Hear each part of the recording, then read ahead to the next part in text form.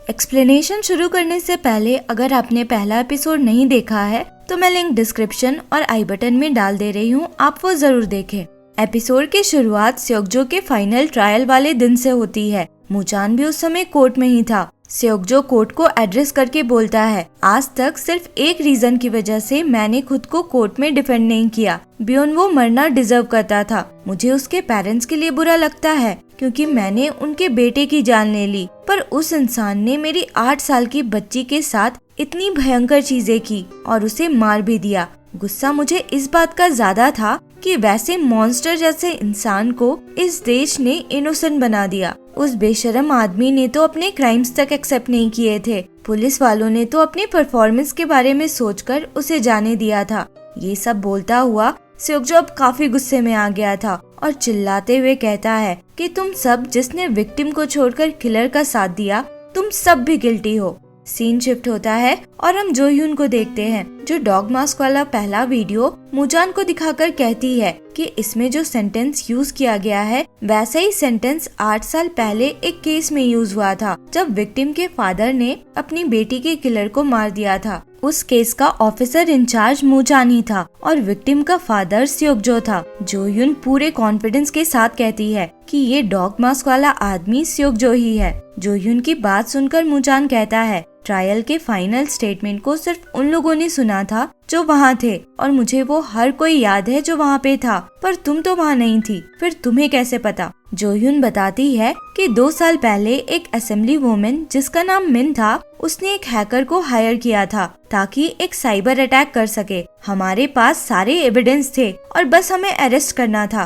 पर मेरे team leader ने सारे एविडेंस को डिलीट कर दिया, ये बोलकर कि पुलिस को पॉलिटिशियन से दूर रहना चाहिए। मुझे बहुत गुस्सा आया था और मैंने ये प्रेस में रिलीज कर दिया था, जिससे मेरी टीम लीडर की नौकरी चली गई थी। पर वो असेंबली वुमेन फिर भी बच गई थी क्योंकि उसके असिस्टेंट ने ब्लेम अपने ऊपर ले लिया था और इन सब में मैं विसल ब्लोअर के नाम से बदनाम हो गई। जब उस केस में मैं एविडेंस ढूंढ रही थी तब मुझे प्रोफेसर सेओक्जो का केस मिला था और इसलिए मुझे वो स्टेटमेंट पता है। जो ह्यून फिर मूचान से कहती है कि उसे भी स्पेशल इन्वेस्टिगेशन टीम में इंक्लूड कर लिया जाए ताकि वो इस वीडियो पे और इन्वेस्टिगेट कर सके, पर मूचान उसके हाथ से पेनड्राइव लेकर कहता है कि इस वीडियो को अब हम खुद ही इन्वेस्टिगेट कर लेंगे। फिर वो ये भी कहता है कि सेओक्जो अभी भी जेल में है। वो आज तक किसी विजिटर से नहीं मिला और ना ही कभी किसी को एक लेटर तक भेजा, तो उसका कल्प्रिट होना इम्पॉसिबल है। तभी डिटेक्टिव चोई आकर बताता है कि गिचुल के फोन का फोरेंसिक एनालिसिस पूरा हो चुका है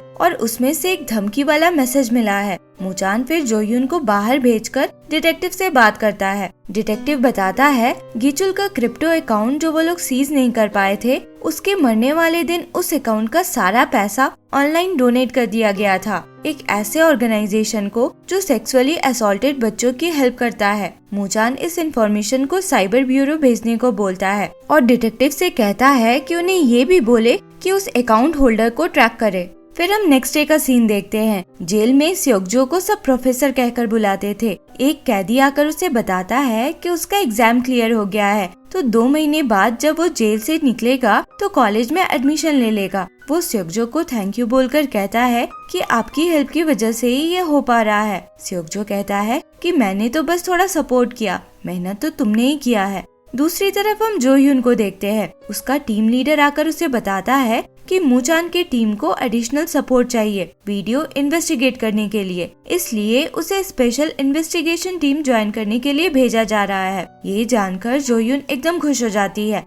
इधर मूचान जेल पहुंचता है प्रोफेसर सेओक्जो से मिलने, तो वो मिलने से मना कर देता है। मूचान जेल गार्ड से कहता है कि उसे एक इन्वेस्टिगेशन के सिलसिले में सेओक्जो से बात करनी है और ये बहुत ज्यादा अर्जेंट है। गार्ड कहता है कि प्रोफेसर को लॉ और रूल्स बहुत अच्छे से पता है, उसे आने के लिए अगर फोर्स किया जाए तो वो ह्यूमन राइट वायलेशन क्लेम कर सकता है। मूचान फिर दूसरे गार्ड से पूछता है कि सेओक्जो किसी भी विजिटर से मिलता नहीं है क्या, तो गार्ड कहता है कि नहीं और उससे मिलने कोई आता भी नहीं है, पर बाकी कैदियों के साथ उसकी अच्छी बनती है। इस गार्ड का नाम चुलमिन था। वो मूचान से उसका कार्ड मांगकर कहता है कि वो सेओक्जो से रिलेटेड मैटर में उसे कांटेक्ट कर सकता है।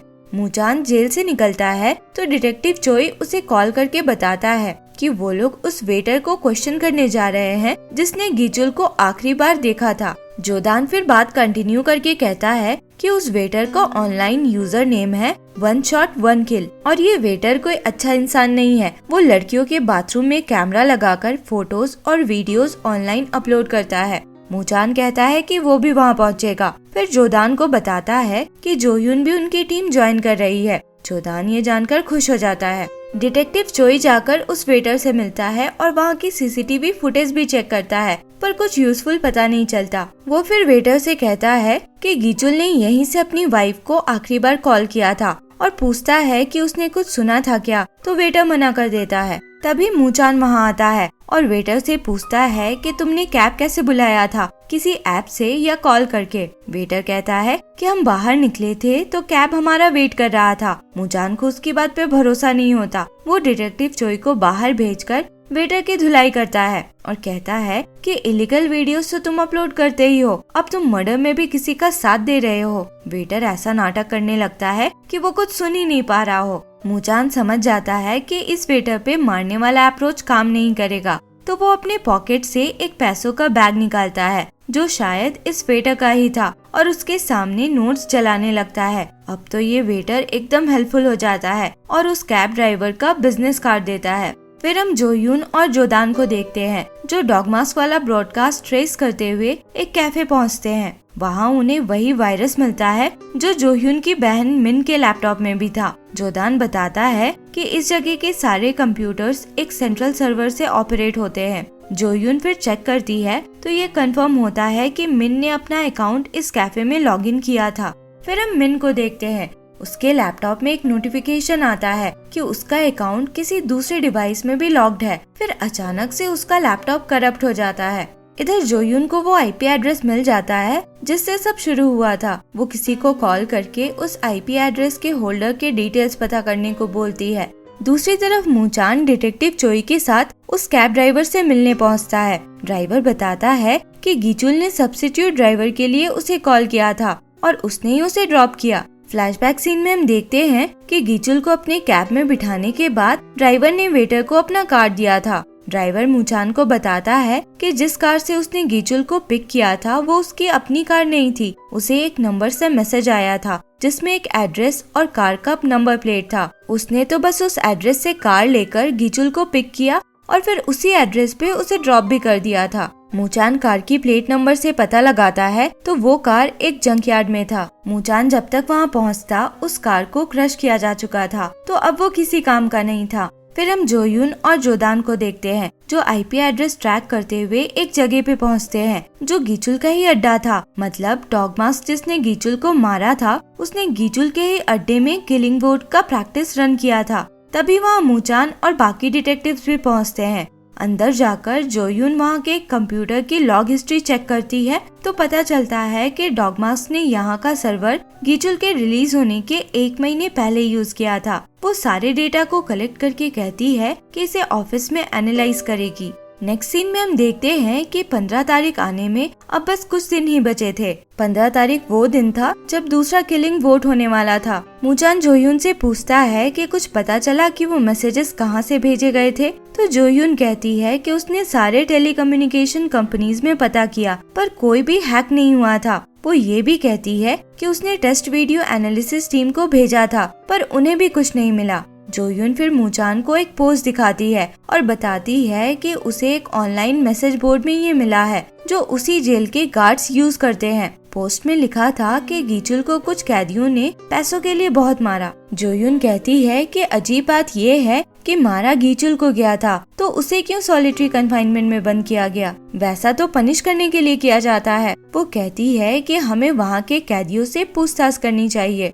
इस बार क्वेश्चनिंग के लिए मूचान खुद न जाकर जोयुन को अकेला भेजता है। वो वहाँ कई सारे कैदियों की क्वेश्चनिंग करती है और सबसे उस फ्रेज के बारे में भी पूछती है जो डॉग मास्क ने तो अपने वीडियो में यूज किया ही था, 8 साल पहले स्योग्जो ने भी किया था। इन कैदियों से उसे कुछ इम्पोर्टेंट इन्फॉर्मेशन तो नहीं मिलती पर वो नोटिस करती है कि सब लोग किसी प्रोफेसर को बार बार मेंशन कर रहे थे। फिर हम प्रोफेसर स्योग्जो को देखते हैं जो जेलर के साथ बैठा था और उसके डिवोर्स सेटलमेंट से रिलेटेड उसे एडवाइस दे रहा था।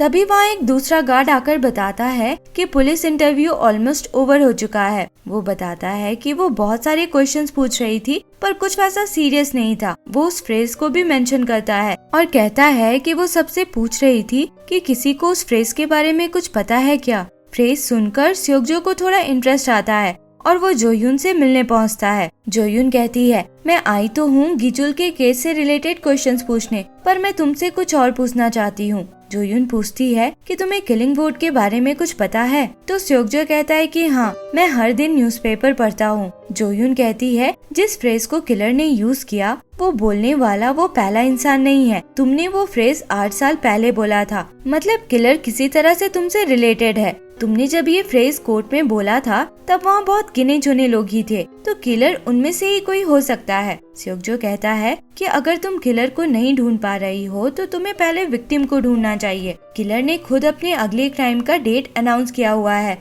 तो मतलब उसने अपना अगला टारगेट भी चूज कर लिया है। खुद को किलर की जगह पर रखो जो अपने को हीरो समझता है और उस टारगेट को चूज करो जिसे वो करेगा। जोयुन समझ जाती है कि सेokjo ने ऑलरेडी विक्टिम को गेस कर लिया है, पर वो पूछती है तो वो नहीं बताता और मीटिंग एंड कर देता है। फिर हमें पता चलता है कि जोयुन ने अपने कान में ईयरफोन्स पहना हुआ था, जिससे मूचान ये पूरी कन्वर्सेशन सुन रहा था। एक्चुअली मूचान ने ही जोयुन को उस फ्रेज को मेंशन करने को कहा था। वो कहता है कि अगर इस फ्रेज को सुनकर उसने इग्नोर किया होता तो मुझे शक होता कि उसका किलिंग वोट में कोई हाथ है, पर किलर का पता लगाने में हमें उसकी जरूरत तो पड़ेगी ही।